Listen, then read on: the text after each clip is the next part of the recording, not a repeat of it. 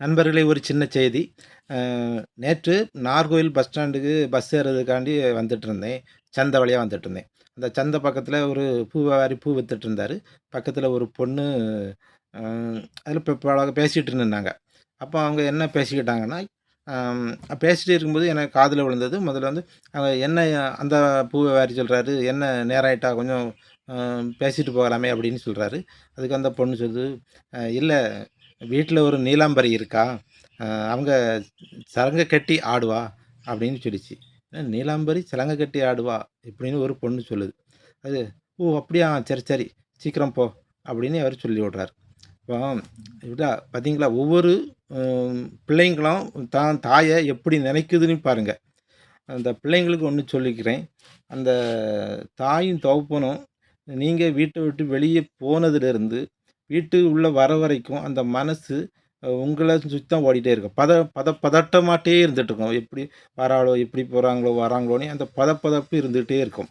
அதனால தான் வந்த உடனே ஏதாவது ஒரு 5 நிமிஷம் லேட் ஆனாலும், அந்த உங்கள்ட்ட நீங்க ஒரு அடி சாடுறது. அது வந்து பாசத்தால ஒரு அக்கறை த்திலாந்து வேற ஒண்ணும் நீங்க தப்பா நினைக்காதீங்க.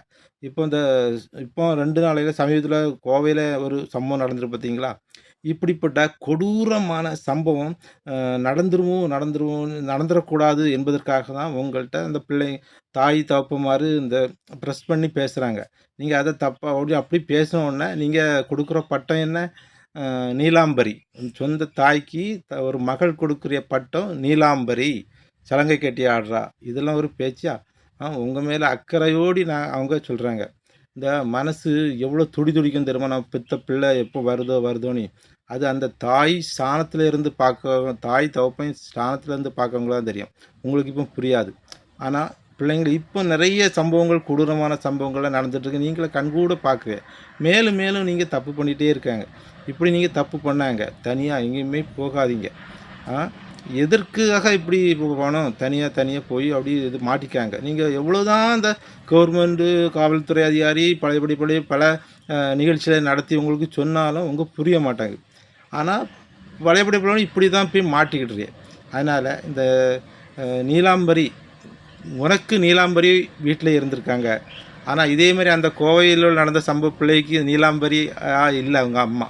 அதனால தான் இப்படி வெளிய போய் இப்படி வம்பா மாட்டிக்கிட்டாங்க. பாவம். இந்த கஷ்டம், குடும்ப கஷ்டம் என்ன பாடுபடும் தெரியுமா? இந்த பசங்களுக்கு ஒண்ணு சொல்லிக்கிறேன். இப்படிப்பட்ட சம்பவங்கள பார்த்துட்டு எந்த பிள்ளைங்களுமே நீங்க இத கூட்டிட்டு போவாதீங்க. ம். பழக்கமா இருந்தா ஒரு அ பாதுகாப்பான இடத்துல வச்சுக்கிட்டு பழக்கத்த வச்சுக்கிடுங்க. அது அது பாதுகாப்பா இல்லாத இடத்துல போய்